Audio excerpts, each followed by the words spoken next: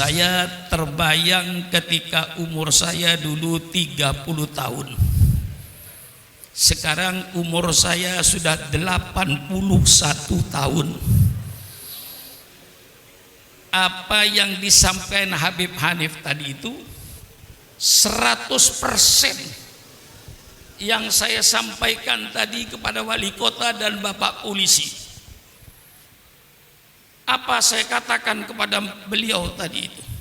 Persis 100%. Pidato beliau terakhir itu. Saya katakan pemerintah sadarlah bahwa Indonesia ini bukan negara Islam. Tapi kebetulan Indonesia ini 90% rakyatnya beragama Islam.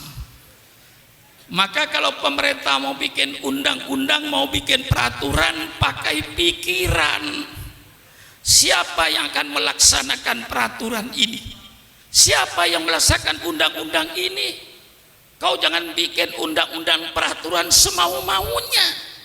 Pikirkan dulu, siapa yang akan melaksanakan peraturan yang kau bikin ini?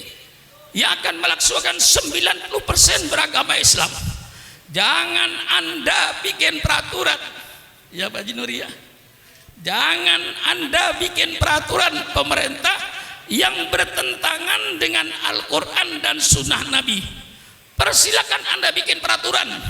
Kalau peraturan itu jelas-jelas bertentangan dengan Quran dan Sunnah Rasulullah, umat Islam siap untuk tidak mengerjakan. Persis tadi saya katakan. Nggak ada bedanya. Inilah saudara-saudara, alhamdulillah sudah dibangkitkan semangatnya tadi.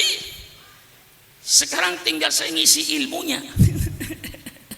Ya, sudah cukup tadi dibangkitkan dengan ilmunya, dengan semangatnya.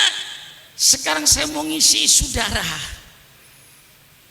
Agama Islam yang diturunkan oleh Allah terakhir sebagai penutup, itu syariat Allah dari langit sudah tumplek-blek. Bahasa Jawa ini. Ada orang Jawa enggak? Ada. Orang Jawa itu kalau sungguh-sungguh mesti kata akhir diulang. Kalau orang Jawa bilang kemarin di Jatinegara macet, enggak apa-apa, itu masih jalan. Tapi kalau orang Jawa bilang kemarin Pak Kiai di Jatinegara jalan macet, itu orang Jawa itu.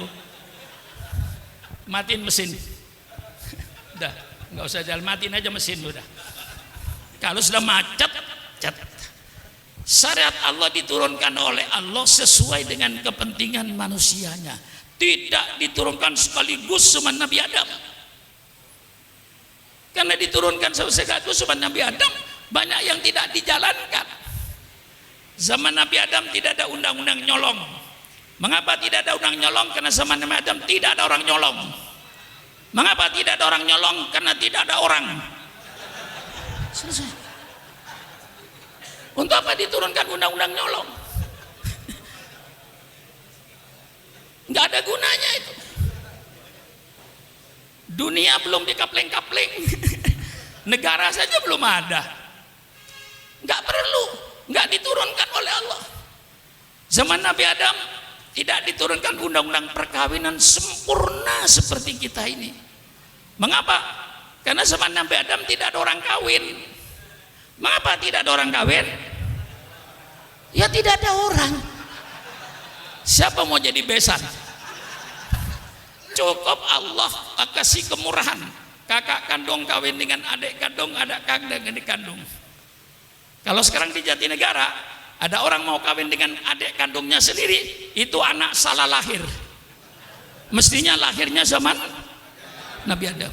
Datang Nabi Nuh sempurnakan, datang Nabi Ibrahim sempurnakan, datang Nabi Musa sempurnakan, datang Nabi Isa sempurnakan dengan kitab Injilnya.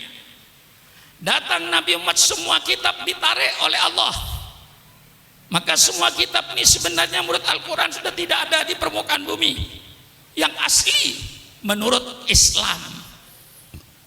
Injil yang asli yang firman Allah kepada Nabi Isa. Bukan perkataan Nabi Isa, itu kitab Injil. Kitab Taurat itu perkataan firman Allah kepada Nabi Musa, dan bukan perkataan Nabi Musa sebagaimana Al-Quran. Al-Quran diturunkan sempurna, semua syarat Allah tumplek blek, tumplek blek, gak ada sisa aja lagi sudah. Sehingga Islam diturunkan mengatur segala-galanya.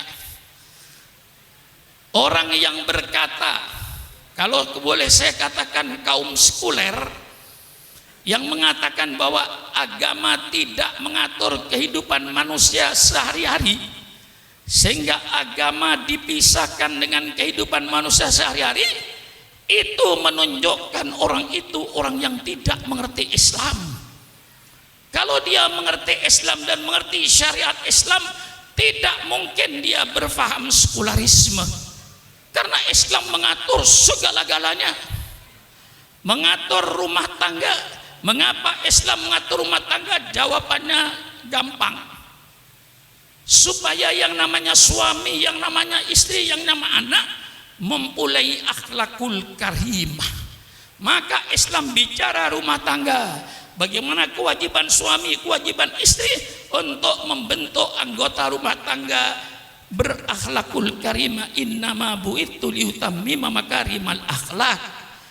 Allah berbicara soal bermasyarakat, bagaimana kita bertetangga, bermasyarakat supaya rukun, supaya damai.